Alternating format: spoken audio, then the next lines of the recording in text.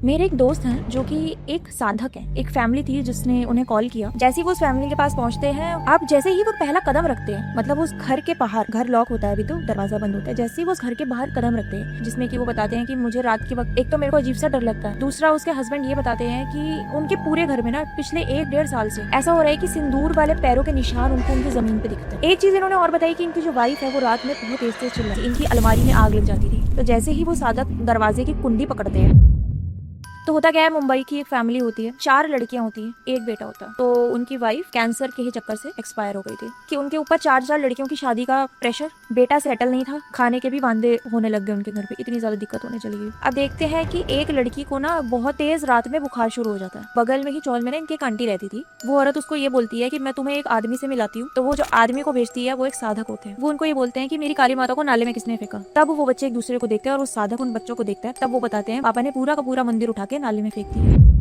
एक लड़की का किस्सा है जिसका नाम नाजिया था। रात के वक्त ना हमने गलियों में भागते हुए देखा, चिल्लाती थी जोर जोर से और गलियों में भागती थी। फैमिली थी, मुसलमान फैमिली। उनके घर में से बहुत तेज चिल्लाने की आवाज आती है नाजिया की, और वो इतनी तेज होती है कि जैसे उसको कोई बहुत जोर जोर से मार रहा हो। रिजवान के दिमाग में बार बार ये बात आती है कि मेरे को जानना है कि आखिर मेरी बहन के साथ ऐसा क्यों है। माँ बाप ने आज तक नहीं बताई होगी। अपनी मम्मी के पास जाता है रिजवान और कहता है मम्मा मेरे को बताओ आखिर तकलीफ क्या है, नाजिया को दिक्कत क्या है। तब उसकी मम्मी बताती है कि नाजिया के ऊपर जिन है।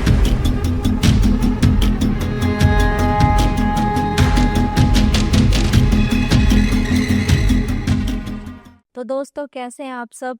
आपका स्वागत है हमारे अपने चैनल टीम स्पिरिट हंटर्स में। आज के मेरे गेस्ट बहुत ही स्पेशल हैं जिनका नाम है कृति। सो कृति, कैसे हैं आप। मैं ठीक हूँ नवदीप जी, आप बताइए आप कैसे हैं। भी अच्छी हूँ। सो कृति जी, आप थोड़ा सा अपना इंट्रोडक्शन हमारी जनता को दे दीजिए, जो आपको पहली बार देख रहे हैं और जिन्होंने आपको पहले कभी नहीं देखा, तो उन तक अपनी बात को चाहिए कि आप क्या करते हैं, आपका ये जर्नी कैसे स्टार्ट हुई और सब कुछ। ठीक है, तो बेसिकली मेरा एक चैनल है जिसका नाम है डरावनी दास्तान, जहाँ पे मैं लोगों के भेजे हुए रियल इंसिडेंट्स सुनाती हूँ। कुछ लोग ऐसे हैं जो मुझे अपने रियल हॉरर इंसिडेंट्स भेजते हैं, तो वो सब मैं अपनी चैनल पे शेयर करती हूँ। कुछ ऐसे पैरानॉर्मल केसेस भी मैं शेयर करती हूँ जो लोग मुझे बताते हैं। तो अगर आप में से कोई भी अपनी स्टोरी भेजना चाहता है तो आप मुझे मेल कर सकते हैं। एंड अभी कुछ टाइम पहले ही मैंने ये सब चीज़ें स्टार्ट की हैं एंड मुझे काफ़ी अच्छा रिस्पॉन्स आना शुरू हुआ है। काफ़ी सारे लोगों की स्टोरीज़ मिली हैं और उन्हीं में से कुछ किस्से आज मैं आपके साथ शेयर करूँगी। सो ठीक है, आज बताइए आप क्या क्या लेके आए हैं हमारे साथ। ठीक है, स्टार्ट करते हैं। तो जो पहला किस्सा मैं आपको बताने वाली हूँ ना, ये किसी ने मुझे भेजा नहीं था। मेरे एक दोस्त हैं जो कि एक साधक हैं। अब साधक ये है कि उनके पास किसी चीज़ की साधना है, उन्होंने किसी चीज़ की सिद्धि की हुई है। अब सिद्धि किसकी की हुई है वो तो मैं नहीं बताऊंगी, बट उनके पास कुछ चीज़ों की शक्तियाँ हैं, आप ये कह सकते हो। तो वो ऐसा है कि वो अलग अलग जगहों पर जाते हैं, कुछ लोग उनसे कांटेक्ट करते हैं। जैसे किसी को भी ऐसा लगता है कि उनके घर में कुछ तंत्र है या इस तरीके का कुछ बांध रखा है, काम रोक रखा है, तो वो लोग उनसे कांटेक्ट करते हैं। उनसे मेरी बात हुई थी लास्ट ईयर और उन्होंने एक केस मेरे साथ शेयर किया था। ऐसा था कि उनके पास ना एक कॉल आया, एक फैमिली थी जिसने उन्हें कॉल किया। तो यूजुअली वो फ़ोन नहीं उठाते, उनके शिष्य 2-3 उनके शिष्य हैं, वो फ़ोन उठाते हैं। तो उन्होंने फ़ोन उठाया और एक फैमिली ने अपनी चीज़ें बताई कि उनके साथ क्या क्या चीज़ें हो रही हैं, ऐसा ऐसा उन्होंने बताया इशू। और उसके बाद उन्होंने बोला कि हमें जो आपके साधक हैं, आप एक बार मेरी उनसे गुरुजी से बात करवा दीजिए, मुझे उनसे कुछ बातें करनी है। तो उन्होंने पूरी चीज़ तो डिस्क्लोज़ नहीं की थी उनके सामने। तो उसके बाद ये जो गुरुजी हैं इन्होंने बात करी एंड वो जो फैमिली है उन्होंने बताया कि उनके साथ कुछ कुछ पैरानॉर्मल चीज़ें हो रही हैं, कुछ कुछ ऐसी चीज़ें हो रही हैं जो कि किसी को भी अगर वो बताएंगे तो वो देखते ही बता देगा कि ये ब्लैक मैजिक है, कुछ तंत्र वगैरह से रिलेटेड है। तो उन्हें अपने पास वो इनवाइट करते हैं, उनका घर पुणे में था। तो वो फैमिली उन्हें ये बोलती है कि आप प्लीज़ पुणे आइए और जो भी आपकी फ़ीस वगैरह हम सब पे करेंगे, आप पुणे आइए एंड आप आके एक बार प्लीज़ देखिए। तो काफ़ी जो गुरुजी हैं एंड जो ये सब करते हैं वो भी पुणे के हैं। वो पुणे के नहीं है वो दिल्ली के ही, बट वो ज़्यादातर अपनी साधना में रहते हैं। तो बहुत रेयर होता है कि उनसे किसी ने कांटेक्ट किया और उन्हें लगता है कि ये वाकई में ही कुछ ऐसी चीज़ है जो कि तंत्र या काला जादू से रिलेटेड है, तब वो जाते हैं, वरना वो यूजुअली अपनी साधना में रहते हैं। उनका एक धाम है। हाँ, तो है क्या कि वो उनका जैसे जैसे उन्होंने बात की उस फैमिली से, उसके बाद डिसाइड हुआ कि ठीक है, तो उनकी साधना भी चलती है, तो ऐसा भी होता है एक एक हफ्ते लगातार वो साधना में रहते हैं। तो उन्होंने उस फैमिली को टाइम दे दिया कि ठीक है, मतलब 1 से 1.5 हफ्ते के बाद का टाइम रखते हैं, मैं आपके घर पे आऊँगा। अब हुआ क्या, 1 से 1.5 हफ्ते के बाद वो पुणे गए, उस फैमिली के पास गए। जैसे ही वो उस फैमिली के पास पहुंचते हैं, वो जो उनका एड्रेस था वो एड्रेस पे पहुंचते हैं। अब जैसे ही वो पहला कदम रखते हैं, मतलब उस घर के बाहर, घर लॉक होता है अभी तो, दरवाज़ा बंद होता है, जैसे ही वो उस घर के बाहर कदम रखते हैं, उन्हें ये चीज़ समझ आ जाती है कि इस घर के साथ ना कोई और चीज़ भी जुड़ी हुई है। ठीक है, बेल बजाते हैं, देखते हैं सामने से उनकी जो वाइफ है वो आती है और अपना इंट्रोडक्शन बताती है कि मैंने आपको फ़ोन किया था ऐसा वैसा करके, और वेलकम करती है और घर के अंदर आते बुलाती है कि आप बैठिए यहाँ पे आके। बैठ जाते हैं। अब थोड़ी देर में 5-10 मिनट के बाद उनके जो हस्बैंड होते हैं वो भी आते हैं। तो वो बताते हैं कि हमारी फैमिली में हम 2 ही लोग हैं, मैं और मेरी वाइफ ही रहते हैं। अपने किस्से बताने शुरू करते हैं कि ऐसा ऐसा मेरे साथ कुछ कुछ चीज़ें हो रही हैं, जिसमें कि वो बताते हैं कि मुझे रात के वक्त ऐसा लगता है कि एक तो मेरे को अजीब सा डर लगता है, दूसरा उसके हस्बैंड ये बताते हैं कि उनके पूरे घर में ना पिछले 1-1.5 साल से ऐसा हो रहा है कि सिंदूर वाले पैरों के निशान उनको उनकी ज़मीन पे दिखते हैं। ये चीज़ होती है उनके साथ। तो अगर ये चीज़ आपके साथ कहीं भी हो रही है, तो ये तो नॉर्मल सी चीज़, हम देख के ही समझ जाएंगे कि ये तो तंत्र वगैरह, काला जादू, ऐसा ही कुछ है। जो ये सिंदूर का जो भी लेना देना होता है वो सब ना आपको ब्लैक मैजिक से रिलेटेड है। मतलब क्योंकि अगर कोई एंटिटी है तो वो सिंदूर से काम नहीं करती। मतलब अगर जैसे कि ऐसे ही आ गई, अपने आप से आ रही है, तो वो सिंदूर से नहीं होता। लेकिन जब कोई ब्लैक मैजिक आपके ऊपर करता है तो वो सिंदूर का यूज़ होता है कि मतलब जैसे कि आपके ऊपर कुछ ब्लैक एंटिटी छोड़नी है या कुछ जो भी काम बिगाड़ने, तो वो सिंदूर से होता है। अब वो था क्या, कौन करता था, किसने करवाया, या फिर कैसे होता था वो भी मैं आपको आगे बताऊंगी। वो भी बहुत इंटरेस्टिंग चीज़ है, जब उन्होंने मुझे बताई थी तब मैं खुद शॉक हो गई थी। हुआ क्या कि वो बताते हैं कि उनके साथ ना 2-3 चीज़ें बहुत ज़्यादा होती रही, और वो 1-1.5 साल तक लगातार होती रही। उन्होंने इससे पहले भी बहुत सारे लोगों को बुलाया, जो ब्लैक मैजिक वगैरह जो साधक होते हैं, और भी 2-3 साधक उन्होंने बताया कि हमने बुलाया, बट हमें कोई समाधान नहीं मिला उस चीज़ का। थक हार कर उन्होंने इन गुरुजी से कांटेक्ट किया था, क्योंकि इनका नाम इन्होंने काफ़ी सुना था। इनके पास कुछ ऐसी सिद्धियाँ थी जो बहुत ज़्यादा पावरफुल थी एज़ कम्पेयर टू बाकी के जो साधक आ चुके हैं पहले इसके घर पे। तो वो बताते हैं कि इनके साथ चीज़ें क्या होती थी, एक तो इनको इनके घर पे सिंदूर के पैरों के निशान दिखते थे। स्टार्टिंग में तो 1-2 बार इन्होंने साफ कर दिए, बट वो बार बार चीज़ होती रहती थी, परेशान तो होते थे। एक चीज़ इन्होंने और बताई कि इनकी जो वाइफ है वो रात में बहुत तेज तेज चिल्लाती थी। कितनी बार ऐसा होता था कि इतना डर जाते थे, सो रहे हैं और इनकी बीवी अचानक से उठ के चिल्लाना शुरू कर देती थी, बहुत ज़ोर ज़ोर से रोती थी। ये बताते हैं कि ये कितनी बार ऐसा होता है कि बाहर का दरवाज़ा लॉक कर देते हैं और पूरी पूरी रात ये उस दरवाजे को बंद ही रखते थे। ये अपनी बीवी से इतना डर जाते थे, इनके कंट्रोल में नहीं आती थी, बहुत ज़्यादा डर जाते थे। एक चीज़ इनके साथ और होती थी जो कि बहुत ज़्यादा स्ट्रेंज थी, इनकी अलमारी में आग लग जाती थी। इनकी अलमारी में आग लग जाती थी, और तकरीबन इन्होंने कितनी हुई अलमारियां बदल दी होंगी, और बार बार सेम जगह पे, ऊपर वाला जो कंपाउंड होता है अलमारी का, उसमें आग लग जाती थी सेम टाइम पे। रात में रोज नहीं लगती थी, मतलब हर 2 से 2.5 महीने के बाद इनकी अलमारी में आग लगती ही लगती थी। बहुत बार अलमारियां बदल चुके हैं, रेपिटेटिव ये चीज़ें इनके साथ होती थी। और भी छोटी मोटी चीज़ें तो कि बदन पे खरोचों के निशान आना, बुरे सपने आना, डर लगना, ऐसा लगना कि कोई और भी है, ये सब चीज़ें होती थी। अब साधक ने जब ये बात सुनी, साधक है इतनी बड़ी सिद्धि लेके बैठे, वो सुनते ही समझ गए कि हाँ, इधर कुछ ना कुछ तो गड़बड़ है।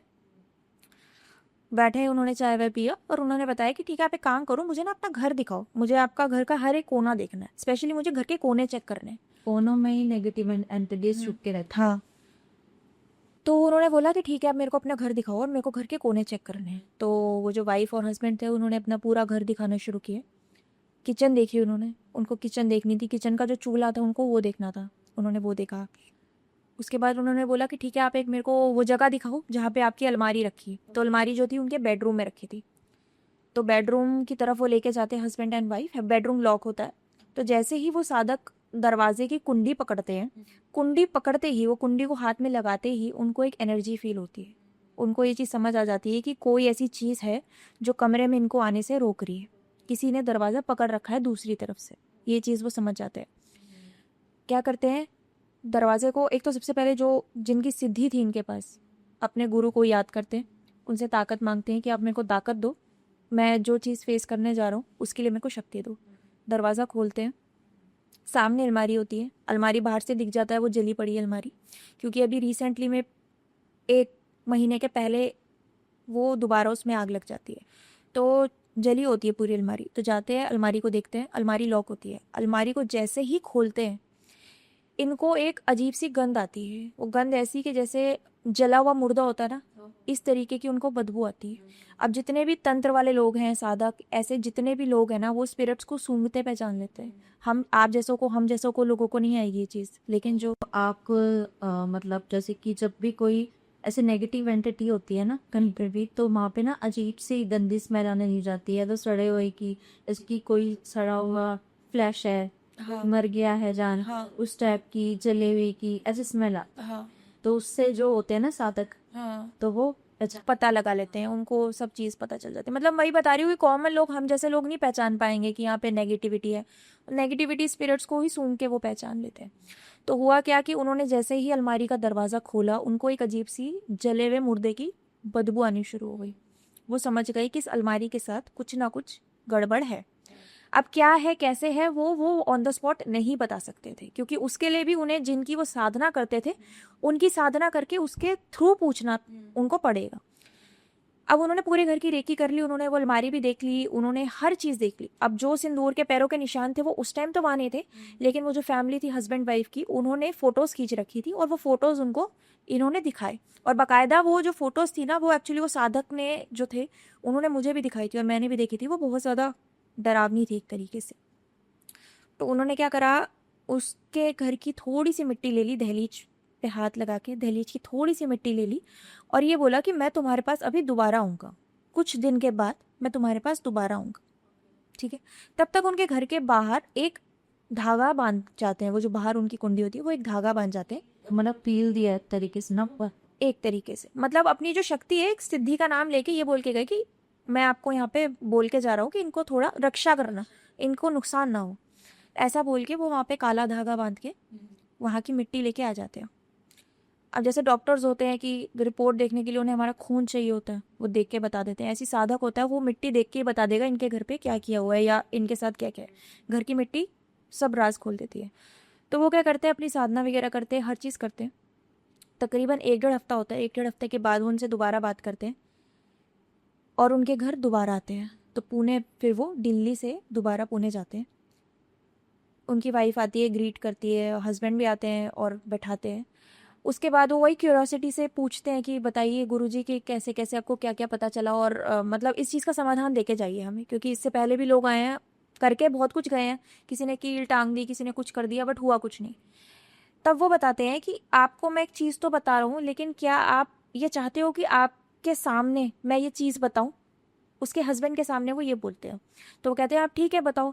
तो कहते हैं कि क्या आप सच में चाहते हो कि आपकी बीवी की जो बात है, क्योंकि ये आपकी बीवी से रिलेटेड है, मैं आपको ये बता दूं कि आपके ऊपर किसी ने कुछ नहीं किया हुआ, ये आपकी बीवी से रिलेटेड है। आप चाहते हो कि ये चीज़ मैं खोलूं, क्योंकि अगर मैंने ये चीज़ खोल दी तो ये हो सकता है कि आप दोनों के बीच में आपसी में लड़ाई हो सके, ऐसा हो सकता है। थोड़ी देर देखता है वो, उसको समझ नहीं आता है कि हम क्यों लड़ेंगे आपस में। वो ये भी सोचता है कि क्या पता बीवी ने ना कुछ किया हो, लेकिन फिर उसको समझ तो आता नहीं है। वो ये कहता है नहीं गुरुजी आप बताइए। उसकी बीवी खड़े खड़े वहाँ पे रोने लग जाती है, बिल्कुल सीधी हो जाती है, ऐसे सीधी होकर उसके हाथ पैर बिल्कुल सीधे हो जाते हैं और वो रोने लग जाती है। और उसका पति फिर से डर जाता है और उसका पति ये बोलता है देखिए गुरुजी मैं आपको ये बता रहा हूँ कि इस पे शायद किसी ने कुछ किया हुआ है। वो ये बोलता है कि अपनी बीवी से बिल्कुल दूर हट के सामने बैठ जाओ और आपकी बीवी को कुछ नहीं हुई, आपकी बीवी पे इस टाइम पे कोई भूत नहीं है। जो मैं चीज़ आपको बताने जा रहा हूँ उस वजह से ये रो रही है। तो वो ये बोलता। अब वो बोलते हैं कि ठीक है आप बताइए। तब वो बताते हैं कि मैंने सब कुछ चेक कर लिया, आपसे शादी होने से पहले आपकी बीवी के जिस आदमी के साथ रिश्ता था वो उनके घर वालों ने एक्सेप्ट नहीं किया था और ज़बरदस्ती उसकी मंजूरी के खिलाफ आपसे शादी करवाई गई, जिसके बाद ये इनके जो रिलेशन था इनका जिनके साथ भी, उस लड़के ने सुसाइड कर लिया था। सुसाइड करने से पहले वो लड़का इनसे आखिरी बार मिला था और उसके पास एक लॉकेट था, जो पुराने टाइम पे आपने देखा होगा वो दिल वाले लॉकेट होते थे, 2 फोटोज लगी होती थी, वो लॉकेट था। वो कहता है वो लॉकेट आपकी बीवी ने आज तक संभाल रखा है और क्या आपने नोटिस करा है कि आपके उस अलमारी में एक ही जगह पे आग क्यों लगती है, पूरी अलमारी नहीं जलती, सिर्फ एक ही हिस्से वाले कंपाउंड में क्यों आग लगती है? तब वो बताते हैं आपकी बीवी ने आज तक उस अलमारी के जो ड्रॉअर है उसमें आज अभी तक लॉकेट रखा हुआ है। अगर आपको मेरी बात पे यकीन नहीं आता, आप अभी जाके अलमारी चेक कर लो। जितनी बार अलमारी बदलते थे वो दोबारा वो लॉकेट रख देती थी। और कहते हैं आपकी बीवी के ऊपर भूत प्रेत कोई नहीं है, किसी ने कुछ काला जादू कुछ नहीं किया हुआ, उसका दिल दुखा वो अतृप्त आत्मा थी। और क्योंकि वो औरत ने आज तक वो चीज रखी हुई है तो वो आत्मा अभी भी इसके साथ जुड़ी हुई है। तो उसको गति नहीं मिले ना, अपना गति नहीं मिली, और दूसरा इसने मुंह नहीं छोड़ा उसका। वो आज भी इसके लिए कुछ ना कुछ महसूस करती है, जिसकी वजह से उसकी आत्मा आज भी इसके साथ जुड़ी हुई है। और आप ये जानते हो कि वो क्यों चिल्लाती है? जब आप दरवाजा बंद कर देते हो वो जोर जोर से क्यों रोती है? वो क्यों इतना तेज तेज चिल्लाती है? क्योंकि वो आदमी इसको रात में आज भी दिखता है और वो उसको देख के रोती है। रोती है अपने गिल्ट की वजह से रोती है कि काश मैं तेरे से शादी कर लेती। और ये भी कहते हैं कि जो चीज़ आपके सिंदूर वगैरह और जो भी अलमारी की ये सब चीज़ें हैं, ये कोई भूत प्रेत नहीं करता, वो आत्मा इससे करवाती है। ओके, ये खुद करती थी? ये खुद करती थी। ये रात में सिंदूरों पे पैर पे सिंदूर लगा के ये खुद उसके छापे घर में करती थी। ये खुद अलमारी में आग लगाती थी। और इसका चिल्लाना और रोने की वजह ये थी कि इसको बंद कमरे में वो आदमी दिखता था। तो मतलब वो मेंटली डिस्टर्ब थी या फिर? वो मेंटली डिस्टर्ब नहीं थी, वो ये था कि उसने इसका मुंह नहीं छोड़ा था तो वो आत्मा इसके साथ जुड़ी रही। इसकी शादी को 2 साल हो गए थे। और वो ये भी बताते हैं गुरुजी कि आपने ये नोटिस करा है कि आपकी शादी को 2 साल हो गए और आपका कोई बच्चा नहीं है। इसने बताया कि हाँ, मैंने बहुत ट्राई करा, बहुत डॉक्टर्स को भी दिखाया, बहुत लोगों ने आईवीएफ भी रेकमेंड किया, बट हमारा कोई बच्चा नहीं है। वो कहते हैं इसीलिए नहीं है क्योंकि उस आदमी ने इसकी कोख बांध रखी है। तो वो इसको पूरे तरीके से हस्बैंड के पास भी नहीं जाने देता था, इसकी कोख भी बांध रखी थी। और ये कहीं ना अतृप्त आत्मा थी, तो कहीं ना कहीं वो ईविल फॉर्म में कन्वर्ट हो गई थी। तो वो ये नहीं चाहता था कि वो हैप्पीली अब अपने पति के साथ रह पाए। तो मतलब वो जो रात में जो वो सिंदूर के पैर से सब यही करती थी, सब यही करती थी। पोसेशन के टाइम पे? हाँ, वो आदमी की जो आत्मा थी वो इसके अंदर आती थी, वो करवाता था इससे। सर, अलमारियों में भी आग लगती थी, वो कहीं ना कहीं ये करवाता था। उसका जो मोटिव था वो ये था कि अलमारियों में आग लगाना इसीलिए कि तू मेरी इस चीज को जला दे, खत्म कर दे, ताकि मुझे मोक्ष मिले। आत्मा ये चाहती थी। ये मोह में चक्कर में आके क्या करती थी, ये बार बार उस लॉकेट को उठा के वापस वहीं रख देती थी। आत्मा छूटना चाहती थी, ये उसको पकड़ के बैठी थी। तो वहां से वो चीजें बिगड़ रही थी और वहां से वो चीजें ऐसे ऐसे हुई। और साधक बाद में क्या करते हैं, साधक को फिर जो हस्बैंड होते हैं वो समझ जाते हैं कि हाँ ऐसा ऐसा सीन है।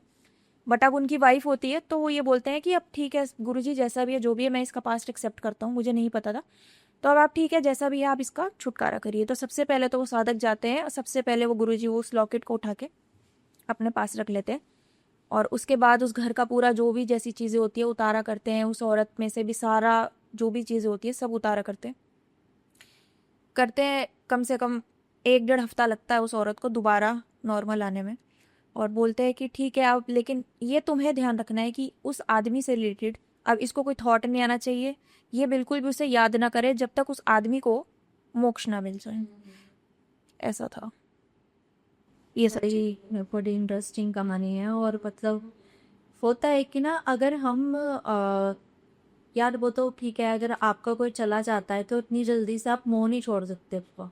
और उसका तो मतलब काफ़ी क्लोज ही था वो, जब नहीं छोड़ पा रही थी। तो कहते हैं कि मतलब बड़े बुजुर्ग को कहते हैं हमारे कि जैसे जब कोई चला जाता है ना तो उतना ज़्यादा शोक नहीं मनाना चाहिए। शोक नहीं मनाना चाहिए। क्योंकि वो ना जो आत्मा जो स्पिरिट रह जाती है आपकी, वो ना फिर जहाँ उसको जाना होता है ना फिर वो जा नहीं पाती है, वो बंद जाती है हमारे पास ही। भटक तो जितने कहते हैं ना आज सुबह आओगे आप, ज़्यादा ज़्यादा वो करोगे तो उतने ही ज़्यादा दो ना उसको लेट से मुक्ति मिलेगी। तो इसलिए मतलब कहना बड़ा आसान होता है वैसे, पर आई नो, पर ये करना ज़रूरी होता है। ऐसा आपने देखा होगा बहुत सारे घरों में लोग अपने पितरों की फोटो लगा के रखते हैं। वो नहीं लगानी चाहिए। लोग कहते हैं कि लगाओ, अच्छा है ये वो, लेकिन पितरों की फोटो आप लगाते हो ना, कहते हैं कि आपका मुंह अभी तक बंधा रहता है, तो उनको मोक्ष उतनी वो मुक्ति नहीं मिलती, वो अगली जूनी में नहीं जा पाते। कि ना मतलब जो कहा जाता है कि जो भी इंसान चला गया ना उस दुनिया से, उसकी कोई चीज़ अपने पास नहीं रखी। देखते होगे कि जो बंदा चला जाता है उसके कपड़े वगैरह जो भी उसका बहुत ही क्लोज वाला जो चीज़ था वो सब उसके साथ ही चली जाती है, ठीक है। लेकिन जैसे फिर भी कई लोग कुछ ना कुछ निशान रख लेते हैं। तो वो जो निशानी के तौर पे कुछ रख लेते हैं ना, उसी के अंदर वो चीज़ रह जाती है। और फोटोज तो लगाना मतलब जैसे मैं भी इस फील्ड में हूँ, तो हम बिल्कुल मना करते हैं कि फोटोज नहीं लगानी चाहिए। क्योंकि आपको नहीं पता कि जिसकी फोटो आप लगा रहे हो वो रियल में आपके पितर हैं या फिर को अभी भी प्रेतयुनी में है। हाँ क्योंकि जो मर जाते हैं वो जरूरी नहीं है कि हर कोई पितर बने आप। हाँ कुछ कुछ जो आत्मा हैं जो मरने के बाद वो उनके कर्म डिसाइड करती हाँ कि उनके कर्म कैसे थे इसमें।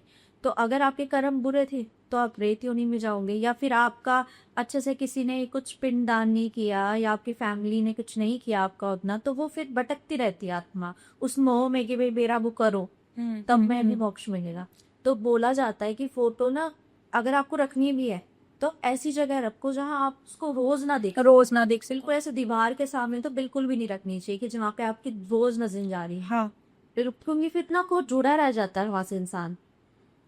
एक और चीज़ आपको मैं बताती हूँ, वैसे तो आपको पता ही होगा, ऑडियंस को जिनको नहीं पता होगा, जब कोई इंसान किसी को अग्नि देता है ना, जो बंदा अग्नि देता है उसको कहा जाता है कि वो 13 दिन तक घर से बाहर भी ना निकले, क्योंकि कहते हैं वो आत्मा उस बंदे से बार बार कनेक्ट करती है वापिस आने के लिए। जो अग्नि देता है उसके थ्रू वो वापिस आना चाहती है।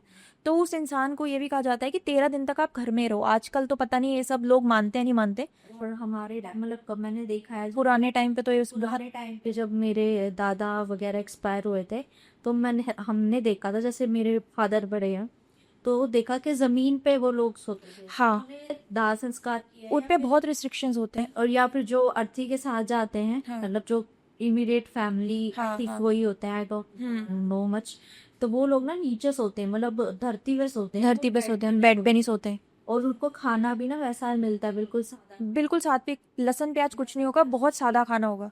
और मीठे के साथ वो खाना मिलता है। और जैसे जब कहा जाता है कि शायद जब उनके मतलब अस्थियां विसर्जित करके वापस आते हैं तो उन जो एक्सपायर में है उनकी पसंद का खाना बनता है। उनकी पसंद का भी खाना बनता है। और जो जब आप अस्थि लेके जाते हो ना, जो अस्थि आपके साथ होती है, मटका जो साथ होता है, बकायदा जब आप रास्ते पे जा रहे होते हो तो अगर आप खाना खा रहे हो तो आप उनके लिए भी खाना लेते हो। आप ये की जगह प्रॉपर हाँ, उनको पूरा स्थान दिया जाता है कि ये आपके लिए भी खाना है, उनके लिए भी चाय चीज हर चीज जो भी आप खा रहे हो बकायदा उनकी थाली भी निकाली जाती है। आप कहीं रुके हो तो आप उसको कह के आओगे चल साथ में चल, हाँ कि मतलब कहीं वो वही ना रहे। हाँ हाँ, ये चीजें होती कहते हैं। चल चल साथ चल ऐसे। तो जब तक आप हरिद्वार में बिल्कुल वो विसर्जित ना कर दो ना, तब तक आपको उनको साथ में रखना है, साथ में ही उनको उनके लिए खाना भी लेना है। पूरा आपको वो स्पिरिट है आपके हाथ में, वो सिर्फ राख नहीं है। सॉरी मैं आपको ऐसे बीच में रोक दूँ, एक छोटा सा किस्सा है मुझे याद आ गया। एक ना मेरे जानने वालों में कोई एक्सपायर हो गए थे उनके घर में, तो उनकी ना अस्थियां वो लेके जा रहे थे गंगा जी के लिए। तो ना जो एक्सपायर हुई ना उनको ना स्मोकिंग का बड़ा शौक, मतलब वो बहुत स्मोक करते थे। तो जो लेके जा रहे थे ना अब वो स्मोक बिल्कुल नहीं करते थे, ठीक है। अब वो हरिद्वार तक पहुँचने तक ना उन्होंने कम से कम 10 से 12 सिगरेट्स। जी, सबको पता चल गया था कि ये वो मतलब ये जो बंदा पी रहा है ये खुद नहीं पी रहा, जो साथ में जो जिसको लेके जा रहे वो बंदा पी रहा है। तो सबने मतलब करने दिया कि आखिरी टाइम है, अगर वो अपनी इच्छा से कुछ करना चाह रहे तो करने दी। क्योंकि वो ना बड़ा अजीब सा ना वो सीन बड़ा अजीब सा था कि बंदा जिसने आज तक स्मोक नहीं किया और उसने आज तक कभी छुआ नहीं, वो अचानक से कैसे मतलब मांग रहा है। उसने खुद मांगा कि मेरा ना सिगरेट पीने की मुझे तलब हो रही है, मुझे सिगरेट दो।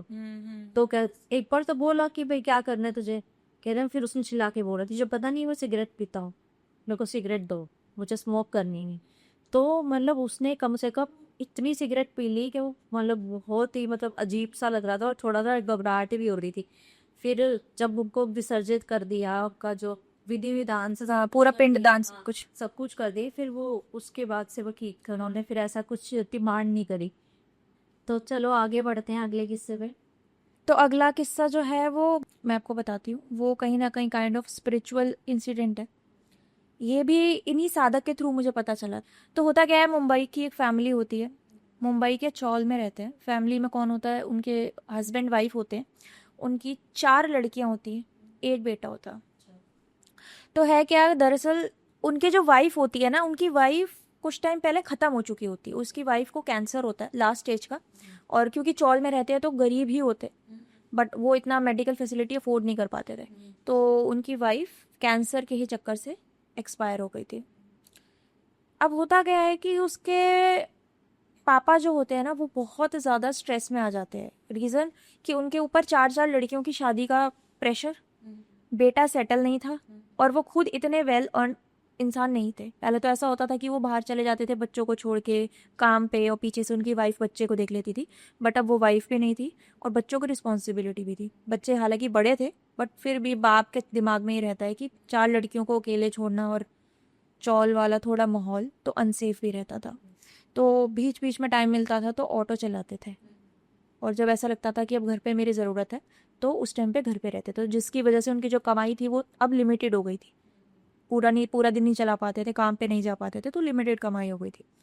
होता क्या है, वो देखते हैं कि धीरे धीरे करके ना उनकी जो हालत थी वो और ज़्यादा ख़राब होती चली गई।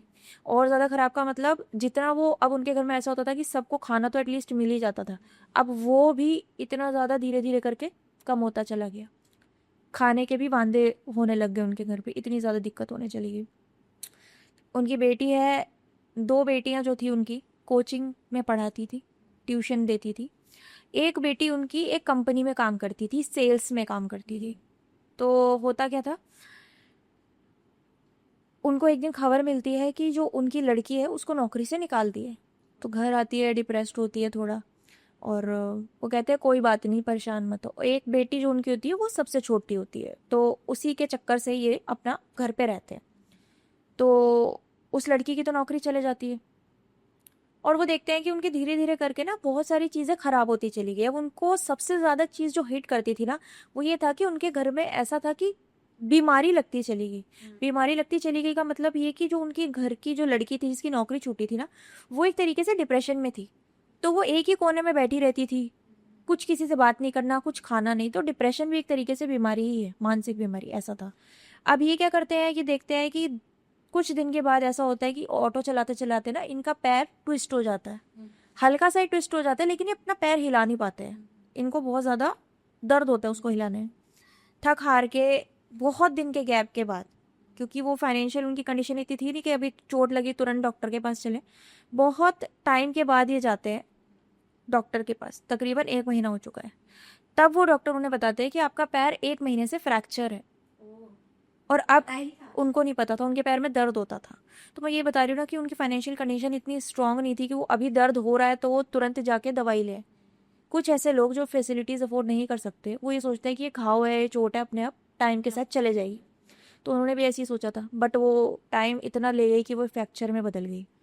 तो इन्होंने क्या किया, उसके पैर पे डॉक्टर्स ने फ्रैक्चर बांध दिया और बोल दिया कि अब आप 1.5 महीने तक कहीं नहीं हिल सकते। आपका जो हड्डी इतनी से टूटी थी अब वो टाइम के साथ इतनी ज़्यादा हो चुकी है, तो अब आपको रेस्ट लेना ही पड़ेगा, नहीं तो आप चलने से भी असमर्थ हो जाओगे।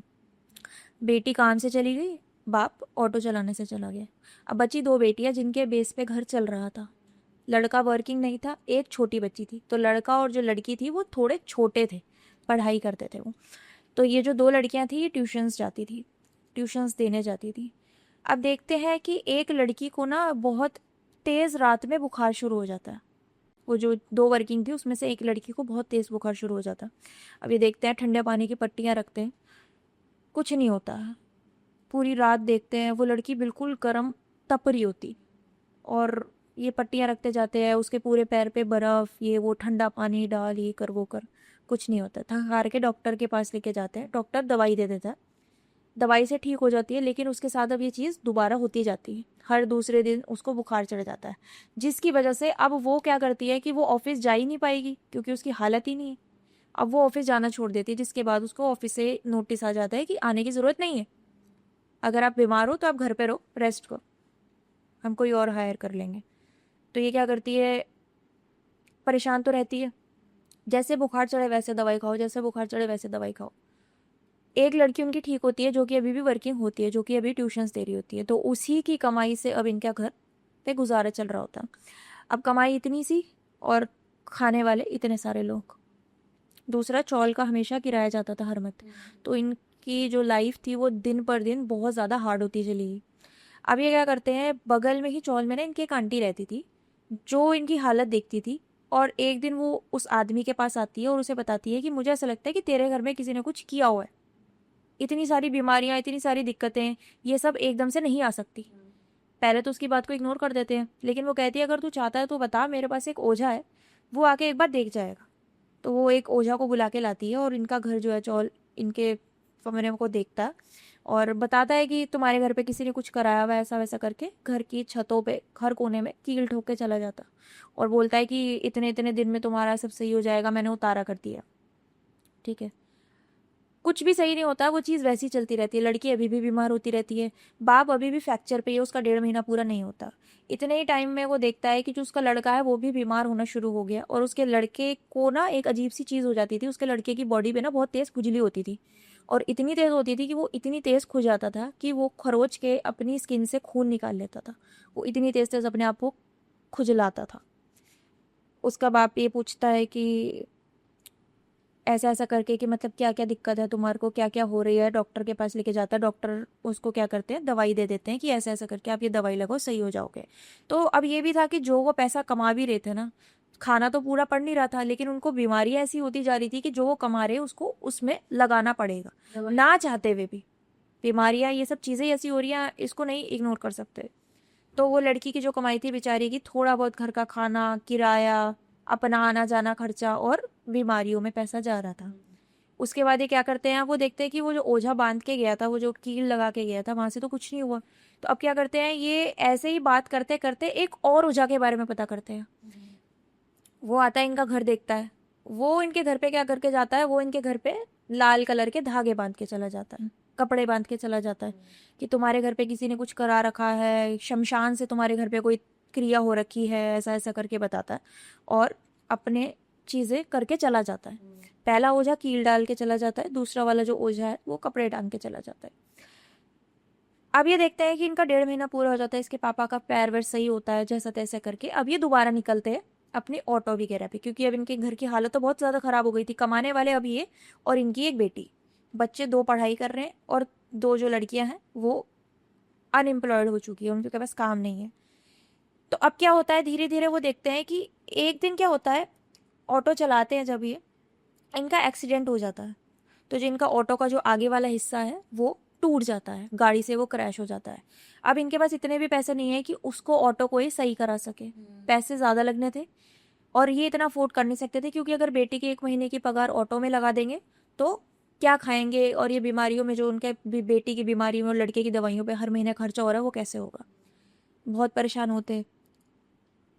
एक दूसरे और लोगों से बात करते हैं और लोग अपनी अपनी सलाह देते हैं, तुम एक काम करो, इस मौलवी को दिखाओ, इसको दिखाओ, उसको दिखाओ। ऐसे ही करते करते किसी और मौलवी को भी उठा लाते हैं। तो वो मौलवी क्या करते हैं, वो पानी से पूरा सब कुछ साफ वाफ करके इनके घर को पूरा क्लीन करके जाते हैं और हरे रंग का कुछ एक पपीता लेके कुछ बांध के इनके घर के एकदम मुख्य द्वार पे टांग देते हैं और कहते हैं तुम्हारे घर पे ऐसा भी हो सकता है कि जिन वगैरह हो, तो मैंने ये चीज़ तुम्हारी साफ कर दी है, अब तुम्हें धीरे धीरे करके आराम होगा। ठीक है, ऐसा ऐसा होता है। लेकिन अभी भी इनकी जो कंडीशन है, कंडीशन वैसे ही रहती है। तो जो भी लोगों ने जो भी कुछ किया था वो कुछ भी इनको काम नहीं आया। अब होता क्या है कि ये बहुत ज़्यादा, जो इनके पापा है ना, बहुत ज़्यादा परेशान होते हैं और इसके पापा के अंदर ना अब सुसाइडल थॉट्स आने लग जाते हैं। सुसाइडल थॉट्स का मतलब ये है कि वो चाहते हैं कि वो अपने आप को ख़त्म कर ले, क्योंकि वो इतने ज़्यादा प्रेशर में आ चुके होते हैं। वो सोचते हैं कि चल ठीक है मैं मर जाऊंगा तो कम से कम ये बच्चा आपस में एक दूसरे को देख लेंगे। लेकिन एक दिमाग इनका ये भी रहता है कि अब इनकी माँ भी नहीं है, मैं भी मर जाऊंगा तो इनका कौन होगा। तो इस तरीके से मतलब अब मेंटली बहुत ज़्यादा अनस्टेबल होते चले जाते हैं। लड़का अभी भी बीमारी रहता है, लड़के की खुजने वाली जो तरीका, जो उसकी खुजली की जो बीमारी थी वो सही नहीं हुई। लड़की अभी भी ऐसा होता था, उसको कभी भी अचानक बहुत तेज बुखार चढ़ जाता था। 2 बच्चे छोटे, और वो लड़की अभी भी जो कमा रही थी वो बेचारी कमाती है। एक दिन उसको फ़ोन आता है, उसके पापा के फ़ोन पे फ़ोन आता है, वो वही लड़की होती है जो जॉब करती है। वो रोते रोते बताती है पापा मेरे को जॉब से निकाल दिया गया है। पहली वाली को भी। पहली वाली को भी। अब उनके घर में कोई भी एम्प्लॉयड नहीं होता। ये चीज़ ऐसी होती है कि अब उसके पापा इतना ज़्यादा टूट जाते हैं, बहुत तेज़ रोना शुरू कर देते हैं। वो इसीलिए भी रोते हैं कि अब इतनी बड़ी फैमिली की जिम्मेदारी है, कैसे करेंगे। वो बाप है और छत है, वो एक तरीके से उनके अंडर में सब है, अब कैसे करेंगे। बहुत परेशान हो जाते हैं, रो रहे होते हैं बैठ के। रेड लाइट पे एक एरिया पे जाते हैं और चौराहे के आसपास में बैठते हैं और बहुत तेज़ तेज़ रो रहे होते हैं। तब उनको ना एक लेडी मिलती है, वो लेडी उनको देखती है रोते हुए, वो उनके पास आती है और जहाँ वो बैठे होते हैं उनके पास आके बैठ जाती है और उससे कुछ खाने के लिए ऑफ़र करती है। उसके पास कुछ नमकीन वगैरह के पैकेट होते हैं, वो ऑफ़र करती है, वो मना कर देते हैं। तब पूछती है कि तुम क्यों रो रहे हो? तब वो बताता है कि मेरे घर की हालत ऐसी ऐसी हो चुकी है, मेरी बीवी थी वो कैंसर में चली गई, मेरे बच्चे को बीमारियां लग गई हैं, हम जो भी कमाते थे वो भी हमारा चला गया, सब कुछ ख़त्म हो गया धीरे धीरे करके। जो थे हम उससे भी ज़ीरो हो गए, ज़ीरो से भी एज इन नेगेटिव हो गए। अब हमारे पास खाने तक के पैसे नहीं हैं। तो मुझे नहीं पता मैं क्या करूँगा, मैं नौकरी नहीं कर सकता, पढ़ा लिखा मैं हूँ नहीं, ऑटो में चलाता था, ऑटो मेरा ख़राब हो चुका है, मेरे पास उसको सही कराने के भी पैसे नहीं हैं, मैं क्या करूँगा मुझे नहीं पता। वो औरत उसको ये बोलती है कि मैं तुम्हें एक आदमी से मिलाती हूँ, ठीक है, वो आदमी तुम्हारे पास आएगा, बस वो जो जो पूछेगा उसको सब बता देना।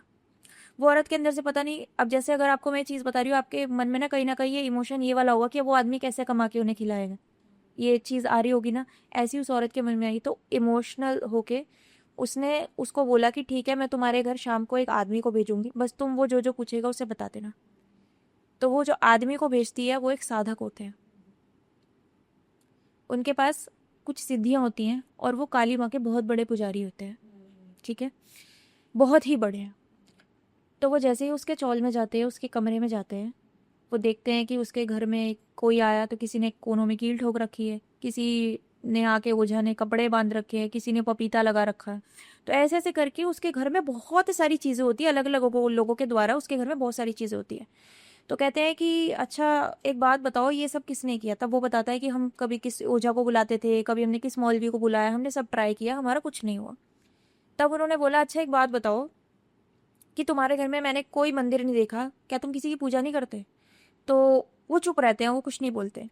तो वो क्या करते हैं, जो साधक होते हैं ना, वो उसको बैठाते हैं आदमी को, ठीक है, अपने बच्चों को बोलते हैं कि बिल्कुल साइड हो जाओ, उसके हाथ पकड़ते हैं, उसके हाथ ऐसे सूंघते हैं, सूंघ के वो समझ जाते हैं कि इनके साथ क्या दिक्कत है, ठीक है। वो उनको ये बोलते हैं कि मेरी काली माता को नाले में किसने फेंका? वो साधक उससे पूछते हैं। अब वो जो बच्चे वहाँ खड़े होते हैं वो सब एक दूसरे को देखते हैं और ये जो आदमी होता है बिल्कुल शांत एकदम सुन पड़ा होता है, कोई जवाब नहीं देता। वो दोबारा पूछता थोड़ा एग्रेसिव होके, मेरी काली माँ को नाले में किसने फेंका? तब वो बच्चे एक दूसरे को देखते हैं और वो साधक उन बच्चों को देखता है। तब वो बताते हैं मम्मी जब एक्सपायर हुई, मम्मी की मौत हुई, पापा ने पूरा का पूरा मंदिर उठा के नाले में फेंक दिया और उनके घर की जो कुलदेवी थी वो काली माँ थी। तब वो ये बताते हैं कि एक बात बताओ, जब तुमने अपनी कुलदेवी को ही नाले में फेंक दिया, तुमने अपनी कुलदेवी की ही पूजा नहीं करी, तो तुम्हें बचाएगा कौन? तुम्हारे घर जो भी चीज़ें हो रही हैं, जो भी चीज़ें हो रही हैं, ये सब चीज़ों को या तो भगवान बचाएंगे या कुलदेवी बचाएगी, अब तुम तो उसी को नाले में फेंक के आ गए। तो बहुत ज़्यादा गुस्से में होते हैं और वो ये बोलते हैं कि मैं तुम्हें एक और चीज़ बताता हूँ कि तुम्हारे साथ ये चीज़ें बिगड़ क्यों रही है। वो इसीलिए भी बिगड़ रही है कि जो भी ओझा या जो भी लोग आते थे यहाँ पे अपनी एक एक शक्ति छोड़ जाते थे। या तो तुम सिर्फ एक पे भरोसा करते और एक से काम करवाते, उसकी शक्ति पे भरोसा रखते, लेकिन अब क्या हो रहा है, जितने भी तुमने 4-5 ओझा और एक मौलवी बुलाए, उन्होंने सबने अपनी अलग अलग शक्ति छोड़ दी। अब वो शक्ति एक दूसरे से लड़ रही है, वो तुम्हारा नुकसान कर रही है। अब तुम्हें बचाने वाला कौन है? तुम्हारी कुलदेवी, जिसे तुम नाले में फेंका है, तब तुम्हें कौन बचाएगा? तो वो बहुत ज़्यादा गुस्सा होते हैं, ऐसा वैसा करके उनको काफ़ी ज़्यादा बताते हैं कि ये जो भी तुम्हारे साथ चीज़ें हो रही हैं, ये कोई तंत्र वंत्र नहीं है, ये एक छोटी सी बीमारी थी जिसको तुमने तंत्र समझ के किसकी बातों में आके तुमने किसी से बुलवा के काम करवा लिया और उसने काम करा तो तुम्हारा और अपनी शक्ति छोड़ दी, जिसके बाद तुम्हारे साथ ये सब चीज़ें होती चली गई और अब तुम्हें लगा कि इसने नहीं करा तो हम अब दूसरे को बुलाएंगे। तो ऐसे करते करते तुम्हारे घर में नेगेटिव एंटिटीज का डेरा बन चुका है। 4-5 शक्तियाँ तुम्हारे घर में इस टाइम पे भी हैं। उसके बाद वो बोलते हैं कि अब तुम्हें ऐसा वैसा करना है, दोबारा अपनी कुलदेवी को मनाना पड़ेगा, उनकी पूजा करनी पड़ेगी, ऐसा वैसा करके। और क्योंकि वो साधक होते हैं तो, और काली माँ के ही साधक होते हैं, तो उनको ये सारी चीज़ समझ आ जाती है कि कैसे कैसे करना है। तो वो इसको फिर दोबारा काली माँ की एक तस्वीर ला के देते हैं, स्थान उनको देते हैं, बाकायदा उनकी पूजा करते हैं, उसी कमरे में एक प्रॉपर स्थान देते हैं कुलदेवी माँ को और उनकी पूजा वूजा करवाते हैं, माफ़ी वाफ़ी मंगवाते हैं, दोनों हाथ पैर जोड़ के सब कुछ माफ़ करते हैं। उसके बाद बोलते हैं कि माँ जैसा भी हुआ आप माफ़ करो और आप ही के बच्चे हैं, इनको प्रोटेक्ट करो, इनसे गलती हुई बट ये अब से नहीं करेंगे। उसके बाद इन्होंने क्या करा, उसकी पूजा वूजा शुरू करी, काली माँ की पूजा करनी शुरू की और जो साधक थे सारा कुछ जो भी उनके घर में था सब हटा दिया और बोल दिया अब तुम्हें कुछ नहीं लगवाना है, किसी के पास नहीं जाना है, सिर्फ इनकी पूजा करो, इनसे मांगो, इनके हाथ पैर जोड़ो। और जो साधक ने, जिनकी मैं आपको बात बता रही हूँ, जिनसे मुझे पता चला था, उसके 1-1.5 साल के बाद दोबारा उन्होंने विजिट किया था एक आसपास का ही केस था उनके पास, वहीं के चौल के आसपास का एक केस आया था। उन्होंने वहीं पे साइट पे फिर इनके पास दोबारा विजिट किया था। उन्होंने बताया था, उन्हें पता चला था कि ये जो फैमिली है ना, अब ये फैमिली उस चौल में नहीं रहती। अच्छा। काली माँ की इनके ऊपर इतनी ज़्यादा ब्लेसिंग हुई कि उसके बाद इनकी फैमिली अच्छा करना शुरू कर गई। इसके पापा ने भी कहीं ना कहीं इनकी हेल्थ सही हो गई, दोनों लड़कियों की जॉब वापस लग गई। जो छोटी बच्ची थी वो तो अपना पढ़ रही है, लड़का भी पढ़ रहा है। एक लड़की और थी, उसकी भी अच्छी जॉब लग गई, जो बीमार पड़ती रहती थी। उसको भी उसकी कंपनी से फ़ोन आ गया कि आप दोबारा ज्वाइन कर लो अगर आपकी तबीयत ठीक हो गई है। पापा की हालत ऐसी हो चुकी है कि पापा के पास अपना खुद का ऑटो है, चलाते नहीं है लेकिन खुद का ऑटो है, तीनों लड़कियां कमाती है, 2 बच्चे पढ़ते हैं, और वो एक अच्छे खासे 2 BHK फ्लैट को एक रेंट पे रहते हैं। अभी अपना खरीद तो नहीं पाए, लेकिन उनकी कंडीशन अब ऐसी हो गई है कि चौल से अब वो रेंट पे आ चुके हैं। लड़कियां बहुत ज़्यादा स्टेबल हो चुकी हैं, 2 लड़कियों की शादी भी हो चुकी है, बहुत अच्छे परिवार में। तो मतलब ये है कि उनके घर पे कुछ नहीं था, उन्होंने अपनी कुलदेवी का अपमान किया, उनका निरादर किया, और जब उन्होंने उनकी पूजा करनी शुरू की, उनके हाथ पैर जोड़ने शुरू किए, तो उनकी कंडीशन ऐसी हो गई कि वो चौल से उठा के एक अच्छे खासे घर में है, खाने की कोई कमी नहीं है, बेटियां बिल्कुल वेल सेटल हैं। बाप को भी अब ऑटो चलाने की ज़रूरत नहीं है, बाप भी अच्छे से कमा खा रहा है। तो मतलब एक ये कुलदेवी, जो हमारे कुलदेव होते हैं, कुलदेवता कुलदेवी, इनका कितना बड़ा रोल होता है। हमारे घर में कुछ भी चीज़ एंटर करने से पहले ना, हमें गेट पर अपने दहलीज पर सबसे पहले हमें हमारी कुलदेवी और पितृ मिलता है। अगर अगर वो आपके दहलीज पे नहीं है ना, मतलब रक्षा करने के लिए वो खड़े रहते हैं। नहीं है, मैं ये नहीं कह रही कि वो टोर रहा हुआ है, ऐसे नहीं है, वो रक्षा करने वो रक्षा के लिए रहते हैं। अगर उनका साथ आपको नहीं है ना, तो आपको दुनिया जहां की नेगेटिविटी आपके घर में हो, दुनिया जहान की, अगर वो है ना, तो आपको कोई कुछ नहीं कर सकता। कहते हैं कि किसी देवी देवता को मनाने से पहले अपने घर के पितरों को और अपनी कुलदेवी को मनाओ, कि अगर तुमने उनकी पूजा कर ली, उनको तुमने मना रखा है, उनकी तुम्हारे ऊपर ब्लेसिंग्स है ना, तो तुम्हें डरने की जरूरत ही नहीं है। आप किसी भी साधक के पास जाओगे ना, तो सबसे पहले वो ये देखेंगे कि आपकी कुलदेवी और आपके पितर बांधे तो नहीं हुए हैं, नाराज तो नहीं है आपसे। अगर ये दोनों बांधे हुए हैं या फिर आपसे नाराज है किसी चीज से, तो पहले इनको ठीक किया सकता है। ये ठीक होंगे तो आपके घर की प्रोटेक्शन। अगर यही मतलब हट जाए, जैसे कहा जाता है ना, बड़ों का सर पे अगर हाथ नहीं है तो आपका घर बर्बाद है। ठीक है, तो ऐसे ही होता है। तो और मतलब मे बी उन्होंने शायद वो मंदिर इसने फेंक दिया होगा क्योंकि उनकी वाइफ एक्सपायर हो गई। तो उन्होंने भगवान पे कि भगवान मैं तो तुम्हारी पूजा करता हूँ, ये वो तो गुस्से में फेंक दिया, और साथ में उनकी जो कुलदेवी थी काली माँ, उनको भी उन्होंने। और ये अलग अलग तांत्रिक कॉलोनियों पे जाना ना, ये मतलब ये ना एक मिथ बन चुका है ना इंडिया में, क्योंकि ना ये हर दूसरा बंदा ना समझ नहीं पा रहा आजकल, कि इतना उनके दिमाग में बैठ चुकी है ये चीज़ कि मतलब हमें हमारा कुछ नहीं हो सकता, हमें सिर्फ ये लोग ठीक कर सकते हैं। और उनको ये नहीं पता कि सबसे ज़्यादा बर्बाद इन्हीं की वजह से होता है। कोई कितने पैसे मांग लेता है, पैन ठग लेता है, फिर भी कोई कुछ नहीं कर पाता, बल्कि ये अपनी एनर्जी छोड़ जाते हैं, और फिर इनको लगता है कि हमारे पास आएगा, हम इनको ठीक करेंगे, तो ये ऐसे चक्कर में बांध के रखते हैं। चलो बढ़ते हैं आगे अगले किस्से पे। अगला किस्सा जो है, ये दरअसल वो चीज़ है जो खुद मैंने अपनी आंखों से देखी हुई। ठीक है, ये हमारे उधर का ही, मेरे घर के आसपास का ही एक किस्सा है। एक लड़की का किस्सा है जिसका नाम नाजिया था। क्या करती थी, क्यों करती थी, वो मैं आपको आगे किस्से में बताऊंगी। लेकिन उस लड़की को रात के वक्त ना हमने गलियों में भागते हुए देखा है। चिल्लाती थी जोर जोर से और गलियों में भागती थी। गली के जितने भी लोग थे, आसपास के जितने, जहां से भी निकलती थी ना, वो लोग बाहर निकल के जरूर देखते थे कि क्यों कर रही है सब। और घर वाले ऐसे थे कि वो घर वाले अब तो खैर जा चुके हैं, कहाँ चले गए किसी को नहीं पता, घर छोड़ के जा चुके हैं। उनकी लड़की रात रात को निकल जाती थी गलियों में, चिल्लाती थी, भागती थी, कहीं भी बैठ जाती थी, किसी के भी घर के आगे बैठ जाएगी, किसी भी पार्क पे बैठ जाएगी, चले जाती थी घर से बाहर।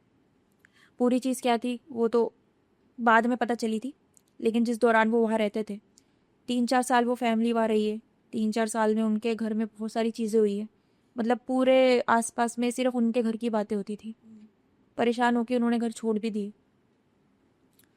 तो था क्या, एक फैमिली थी, मुसलमान फैमिली थी, मुस्लिम फैमिली थी। उनके घर में उनके पति पत्नी, एक लड़का था रिजवान नाम का, एक उनकी लड़की थी नाजिया नाम की, छोटी थी, 8-9 साल की थी। लड़का बड़ा था, 11-12 साल का होगा।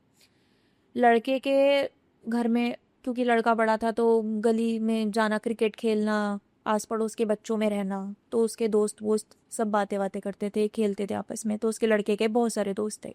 लड़की बच्ची छोटी थी, घर से नहीं निकलती थी, घर में ही रखते थे उसको। होता क्या था कि एक उनका दोस्त था जिसका नाम था साजिद। साजिद ने ही बाद में सबको ये चीज़ बताई थी कि उसके घर में एक्चुअली होता क्या था। किसी को नहीं पता था, सब क्यूरियस थे जानने के लिए, लड़की क्यों भाग जाती है, घर में से चिल्लाने की आवाज़ आती थी, क्या होता है इनके घर में।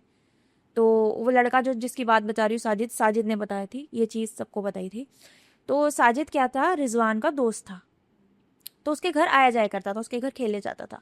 तो बताता है कि कितनी बार ऐसा होता था कि जैसे वो उसके घर खेलने जाता था ना, वो देखता था कि जो उसकी बहन है नाजिया, उसको ना वो लोग एक कमरे में रखते थे।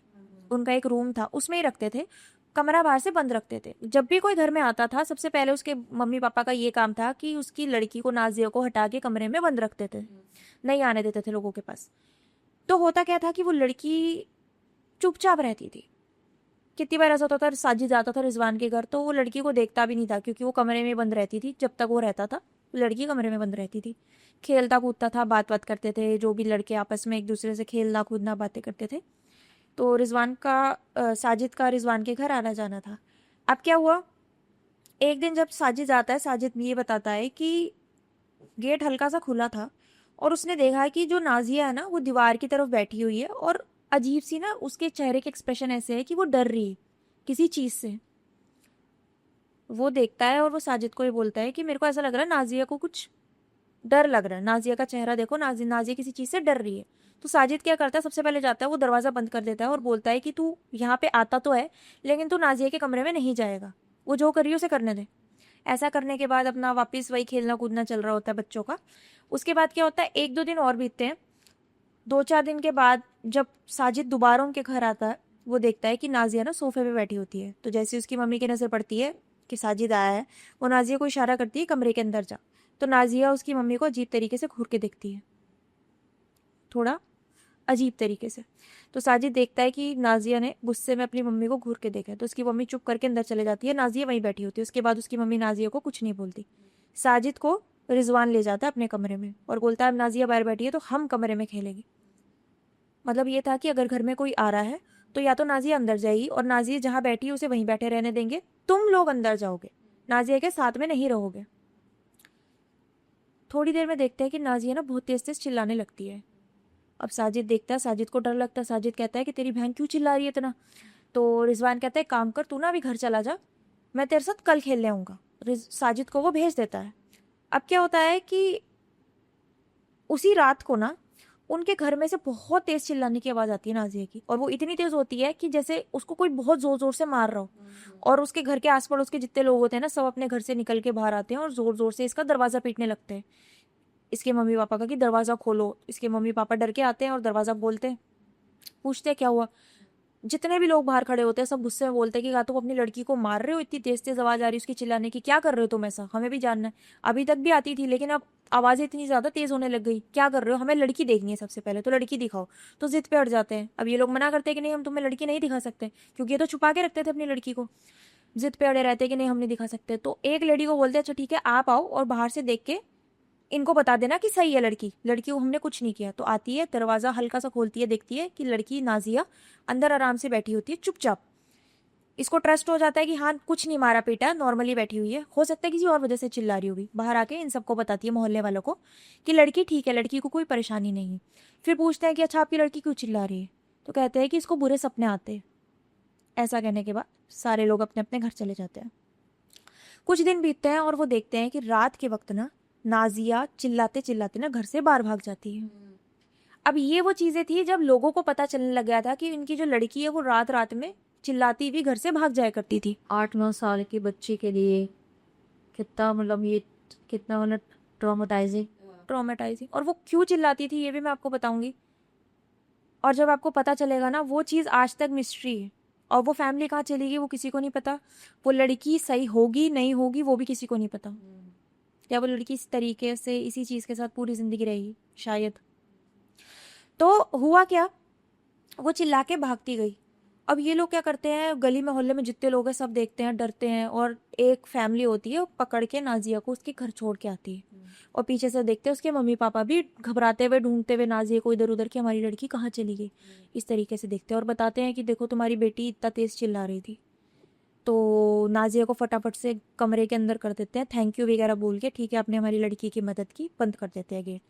अब क्या होता है कि साजिद बताता है कि जैसे भी वो उसके घर जाता था ना, जब जब भी वो उसके घर जाता था, वो एक चीज नोटिस करता था कि या तो नाजिया बिल्कुल चुप बैठती थी, या नाजिया बिल्कुल डरी हुई होती थी, या नाजिया चिल्लाती थी। ये 3 चीजें ही करती थी, इसके अलावा वो कुछ नहीं करती थी। उसकी आवाज तक नहीं सुनी थी आज तक साजिद ने, जबकि वो 1-1.5 साल से उसके घर जाता था, रिजवान के घर जाता था, आज तक आवाज नहीं सुनी थी। तो क्या हुआ, एक दिन वो देखता है कि वो अपने ना घर में खेल रहा होता, तो उसके घर जो उसका कमरा होता है ना, उसमें एक विंडो होती है, तो उसको वहां से नजर पड़ती है कि जो नाजिया होती है ना, वो चल के जा रही होती है कहीं। रात का वक्त होता है, तकरीबन 9-9:30 का टाइम होता है, नाजिया चल के जा रही होती है। अब ये नाजिया की तरफ देखता है, देखते पहचान जाता है कि ये तो सामने से नाजिया चलती हुई जा रही है। अब नाजिया तो उसकी बहन जैसी है, जब वो साजिद की बहन है तो इसकी भी बहन है। अब वो दरवाजे से बाहर जाता है अपनी मम्मी को बता के कि मम्मी नाजिया ना रात में चल रही है। उसके मम्मी पापा को तो पता होता है कि रात में चिल्ला के भाग जाती है। उसकी मम्मी कहती है ठीक है जा तू उसके घर पे उसको वापस छोड़ के आ, क्योंकि उसकी मम्मी को भी पता होता है छोटी बच्ची है, कहीं घूम जाए, कोई किडनैप कर ले, कुछ हो जाए। तो ये क्या करता है, अब हाथ पकड़ के नाजिया को घर लेके जाता है। जैसे ही नाजिया को घर लेके जाता है, दरवाजा खटखटाता है। इसके घर वालों को पता ही नहीं होता है कि नाजिया कब घर से जा चुकी है, क्योंकि इस टाइम पे वो चिल्ला नहीं रही होती। जैसे ही वो घर जाता है, वो नाजिया को उसके मम्मी पापा ना बैठा देते हैं, नाजिया को पानी वानी पिलाते हैं, प्यार व्यार करते हैं। डर जाते हैं कि हमारी लड़की इस बार तो बिना बताई चली गई, हमें पता ही नहीं चला। कैसे नहीं पता चला, कुछ हो जाता तो। रिजवान आता है अंदर से, रिजवान साजिद को थैंक यू करता है कि तूने मेरी बहन का ध्यान रखा, तू वापस उसे ले आया, थैंक यू करके। तब साजिद को ना अंदर से बहुत ज्यादा होता है कि मेरे को जानना है कि ऐसा क्यों करती है, इसके साथ कोई दिक्कत है, इसको परेशानी है। तब ना साजिद रिजवान को बोलता है, रिजवान एक बात बता, तेरी बहन को तकलीफ क्या है, तेरी बहन ऐसा क्यों करती है? जब भी मैं आता हूँ या तो वो चुप बैठी रहेगी, या वो डरी रहेगी, या वो चिल्लाती रहेगी, इसको कोई तकलीफ है तो डॉक्टर को दिखाओ। साजिद कहता है देख मेरे को नहीं पता इसको क्या दिक्कत है, लेकिन हाँ ये बचपन से ही ऐसी है। तो कहता है कि तू अपने मम्मी पापा से क्यों नहीं पूछता? तो ऐसा वैसा होता है, रात काफ़ी हो चुकी होती है, तो वो बोलता है ठीक है साजिद को, तू घर जा, मैं तेरे से कल आऊँगा, कल खेलेंगे। साजिद अपने घर चला जाता है। रिजवान के दिमाग में बार बार ये बात आती है कि मेरे को जानना है कि आखिर मेरी बहन के साथ ऐसा क्यों है। माँ बाप ने आज तक नहीं बताई होती।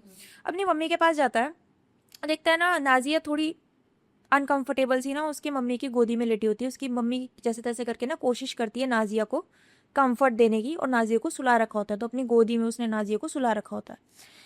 उसके पास जाता है, अपनी मम्मी के पास जाता है रिजवान, और कहता है मम्मा मेरे को बताओ कि आखिर तकलीफ क्या है, नाजिया को दिक्कत क्या है। तब उसकी मम्मी बताती है कि नाजिया के ऊपर जिन है। उसकी मम्मी ये बताती है छोटे से बच्चे के ऊपर जिन है। उसको तो समझ ही नहीं आता जिन क्या होता है। रिजवान खुद इतना छोटा होता है, रिजवान को खुद ही नहीं ये चीज़ पता होती कि जिन क्या होता है। उसके तो दिमाग में होता है जिन, हाँ जो अलादीन में देखा होता है, कोई भी चीज़ ला देते। तब उसकी मम्मी बताती है कि एक तरीके से इसके ऊपर जिन का साया है, जो कि इसके साथ बचपन से जुड़ा हुआ है, जन्म से जुड़ा हुआ।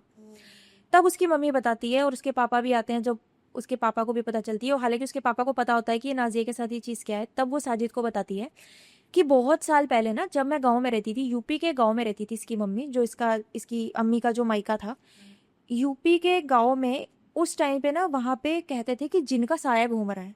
तो वहीं के एक मौलवी थे जिन्होंने आसपास की जितनी औरतें थी ना, उनको एक तावीज़ बांधा था, और ये कहा था कि जो साया है ना, ये औरतों को ही हार्म करेगा, आदमियों को नहीं करेगा। तो सब औरतों को ये तावीज़ दिया था। तो उसकी मम्मी बताती है कि मैं तो इन सब चीज़ों में नहीं मानती थी, क्योंकि मैं पढ़ी लिखी थी, तो मैं उस तावीज़ को नहीं पहनती थी, लेकिन घर वाले बहुत ज़्यादा फोर्स करते थे, तो वो तावीज़ मेरे को पहनना पड़ा। कुछ टाइम बीता, तुम्हारे अब्बू से मेरा निकाह हुआ। निकाह होने के बाद मैं इधर आ गई, दिल्ली आ गई। तो मैं प्रेग्नेंट थी, नाजिया मेरे पेट में थी, नाजिया का जन्म ही होने वाला था। तभी तुम्हारे अब्बू ने मेरे को ये बोला था कि एक बार अपने मायके होना चाहती हो तो। बोलते हैं ना लेडीज़ को कि अगर तुम्हारा मन कर रहा तो जाओ, कुछ टाइम अपनी फैमिली के साथ बिताओ, खुश रहो, बेसिकली बच्चा भी खुशी खुशी आएगा। तो कहते हैं कि जब मैं तब घर गई ना, मैंने वो तावीज़ उतार दिया था और मैं अपने घर गई। मैं ये नहीं जानती थी कि उस दौरान भी, उस वक्त भी वो जिन का साया वहीं था।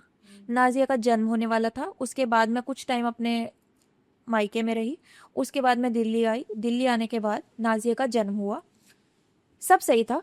और सब कुछ सही था। लेकिन तकरीबन हमने ये चीज़ नोटिस करी कि जब नाजिया 5-6 साल की हुई ना, नाजिया अचानक से डरने लगी। हमें नहीं समझ आता था क्यों। थोड़ी और बड़ी हुई, 7-8 साल की हुई, जब सब कुछ समझने लगी थी, तब वो बताती थी कि मम्मी, अम्मी, मेरे को ना एक परछाई दिखती है। मैं समझ चुकी थी कि इसके साथ क्या। वो ये बताती है कि जब फिर नाजिया बड़ी होने लगी, 7-8 साल की होने लगी, उसको आत्मा, मतलब वो एक शेप दिखती थी, उसको वो शेप डराती थी, जिसकी वजह से नाजिया चिल्लाती है और डर के भाग जाती है। इतनी छोटी है, वो समझ नहीं पाती है। अब उसके साथ ये सब चीज़ें ना बचपन से ही थी। अब उसकी मम्मी बताती है कि नाजिया को अब इस चीज़ की आदत हो चुकी है। तब वो ये पूछता है कि मम्मी, अम्मी, कि अब ये जो नाजिया की जो तकलीफ है, जो भी नाजिया का ऐसा वैसा है, या तो आप एक काम करो, आपको जो तावीज़ दिया था वो नाजिया को पहना दो, क्या पता नाजिया सही हो जाए। तब उसकी अम्मी ये बताती है कि वो जो तावीज़ था वो मेरे से खो गया, अब मेरे पास वो तावीज़ नहीं है। दूसरी चीज़ कि जिस मौलवी ने वो बनाया था, वो मौलवी गुजर चुके हैं, अब वो तावीज़ नहीं बन सकता। वहाँ की जितनी गांव की औरतें हैं, उन्होंने सब ने ये तावीज़ पहन रखा है। अब मेरे पास ये तावीज़ नहीं है, अब ये तावीज़ मेरे को कहीं से नहीं मिल सकता। तो अब मुझे नहीं पता कि नाजिया कैसे सही होगी। हमने इसे, ऐसा नहीं है और लोगों को नहीं दिखाया, हमने और मौलवियों को भी दिखाया, लेकिन किसी से ये सही नहीं हुई। आज नाजिया को 6-7 साल हो चुके हैं ये चीज़ से जूझते हुए, और अब तो खैर वो फैमिली चली गई है वहाँ से, क्योंकि बाद में ये सब चीज़ जब खुल गई थी ना, तब रिजवान ने साजिद को बताई और साजिद ने आस पड़ोस के लोगों को बता दी थी। तो कहीं ना उसकी फैमिली को ना एक तरीके से लोग इस तरीके से देखते थे कि जिन है, तो अपने बच्चे दूर रखते थे, ऐसा वैसा करके। फैमिली तो छोड़ के चली गई, कहाँ गई किसी को नहीं पता, रातों रात चली गई थी। लेकिन अब ये भी नहीं पता कि उसकी लड़की कभी सही होगी कि नहीं होगी, क्योंकि ऐसा भी कहते हैं कि अगर किसी को एक बार किसी भी लड़की पे जिन आ जाए, तो वो जिन मरते दम तक उस लड़की को नहीं छोड़ता, या तो उसे अपने साथ लेके चला जाता है। तो वो लड़की जितने साल भी यहाँ रही, उससे पहले भी जहाँ पे भी वो लोग रहते थे, वो बेचारी इसी चीज़ से जूझती थी। ये चीज़ उसके साथ है, और शायद ये चीज़ उसके साथ मरते दम तक रही, क्योंकि वो जो जिन था इतना स्ट्रांग था, जो वो मौलवी भी मर चुके हैं, और अब वो किसी से बीच में भी नहीं हटा। जिन को हटाना इतना आसान नहीं है। अगर आपके ऊपर जिन है तो आप इजीली जिन को नहीं हटा सकते। जिन बहुत ज़्यादा स्ट्रांग एंटिटी होती है, बहुत ज़्यादा स्ट्रांग एंटिटी होती है, वो नहीं उतारा जा सकता। उस लड़की के साथ भी शायद वो ताउम्र रहेगा, पता नहीं अब तो वो कहाँ रहते हैं। चले चीज़ें ना, मतलब प्रेगनेंसी के टाइम और डिलीवरी के टाइम, जिससे जब डिलीवरी हो जाती है तब ये चीज़ें ना काफ़ी बड़ी हो जाती है, क्योंकि उस टाइम ना आपका ऑरा, जो एक मदर होती है उसका ऑरा वीक हो जाता है, कमज़ोर हो जाती है ना बॉडी से, तो ये चीज़ें बहुत जल्दी कट करती। तो हमारे तो इसमें बोला जाता है सिर्फ उस लोटे का सामान अपने साथ रखो, और कुछ या माचिस रखो। माचिस हमेशा प्रेग्नेंट औरतों को बेड के नीचे रखने को बोलते हैं। फिर लहसन भी बोलते हैं, लहसन भी बोलते हैं। लहसन अपने कुछ भी अपने पास, कहीं जा रहे तो पर्स वगैरह में कहीं पे भी रखो, ये चीज़ें अपने पास रखनी चाहिए। और जब डिलीवरी हो जाती है तो बच्चे के तकिए के नीचे कुछ भी चाकू वगैरह, कुछ भी नहीं की चीज़ की वगैरह रखनी चाहिए, क्योंकि ना ये बच्चों की खुशबू इतनी ज़्यादा वैसी होती है ना, चीज़ें ना बहुत ज़्यादा ट्रैप होती है। तो आप ना कहीं कभी आपने कुछ सुना हो कि जैसे जब बच्चा होता है तो देखना कि घर की छतों पे ना आवाज़ें आती हैं, आत्माएं होती हैं। कहते हैं जब बच्चा पैदा होता है ना, उसकी खुशबू से आत्माएं आती हैं। अगर आपका घर नेगेटिव है, घर में आपके कोई पूजा पाठ कुछ नहीं हो रहा, तो वो नेगेटिविटी सबसे ज़्यादा बच्चे को लगेगी।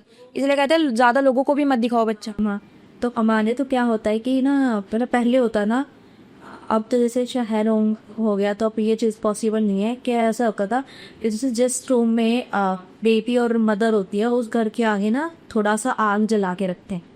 इनको आग जला के रखते हैं ताकि कहते हैं कि नेगेटिविटी अंदर वो, इससे कोई घर से मतलब बाहर से अंदर आ रहा है तो जैसे अपना पल्ला झाड़ के ना उस आग में, जैसे जो भी अगर उससे अल्लाह वाला तुम्हारी यहाँ साइड हो जाए, बाहर ही रह जाए। हाँ, तो एकदम से डायरेक्ट सब बच्चे के पास नहीं आते हैं, उसको मतलब पहले तो वो जो जिन था वो हुआ क्या, वो उसकी माँ पे ना आके उसके बच्चे के साथ ही हो गया। बच्चे के जन्म के साथ ही वो जिन जुड़ गए।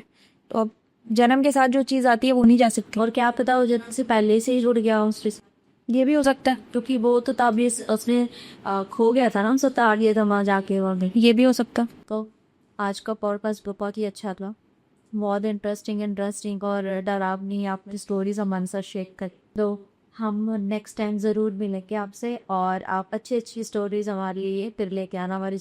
मैं इससे भी अच्छे रियल इंसिडेंट्स आपको सुनाऊंगी, आपको बहुत इंटरेस्टिंग लगेंगे। हाँ जी, तो आप लेके आना और हम हमारे चैनल पर ज़रूर आना। तो गाइस मैं इनका जो चैनल है, इनका खुद का एक चैनल है को मैं आपको डिस्क्रिप्शन में मेंशन कर दूंगी। तो आप अपनी स्टोरीज इनको भेजिए, अपनी किस्से इनको सुनाइए और फिर ये हमारे पॉडकास्ट पे आएंगे और हमें सुनाएंगे। और इनका खुद का चैनल है तो ये वहाँ पे भी नरेट करती हैं। सो थैंक यू आने के लिए। Thank you Navdeep.